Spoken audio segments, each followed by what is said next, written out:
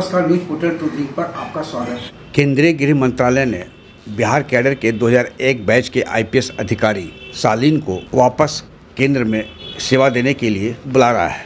सालीन 2001 batch के IPS अधिकारी है बिहार कैडर के।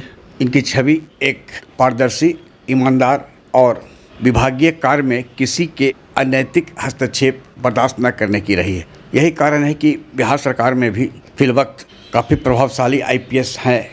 उनके खिलाफ भी जाने की हिम्मत सालीन ने की थी, जिसके कारण उनके एसीआर में काफ़ी कम अंक उक्त अधिकारी ने दिया था, लेकिन बाद में तत्कालीन डीजीपी पीके ठाकुर ने उसमें सुधार किया था। सालीन केंद्र में एसपीजी में रहे।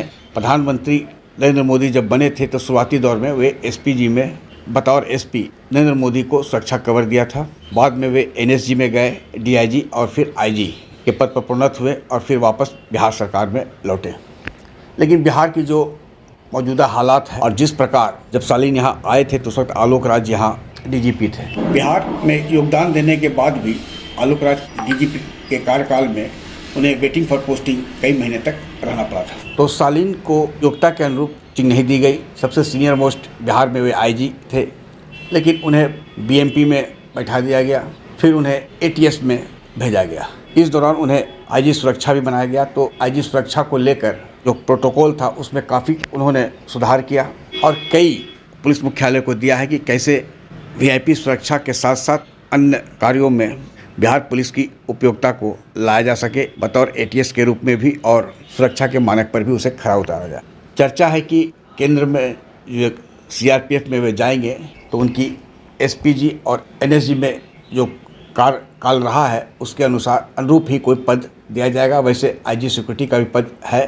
पूरे देश में अब वीवीआईपी हो या प्रमुख इमारतों या सुरक्षा पैमाने पर जो जिन्हें चिन्हित किया गया है वहाँ 80% सुरक्षा बल सीआरपीएफ के द्वारा ही उपलब्ध कराया जाता है। तो कोई महत्वपूर्ण पद ही उन्हें मिलेगा यह माना जा रहा है।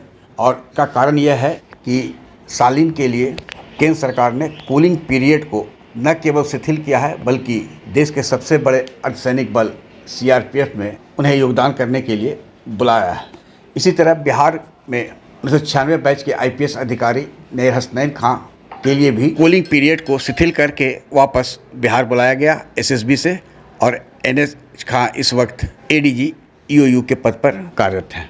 आग्रह है कि इस वीडियो के लिंक को लाइक, शेयर, सब्सक्राइब अवश्य करें। धन्यवाद, नमस्कार।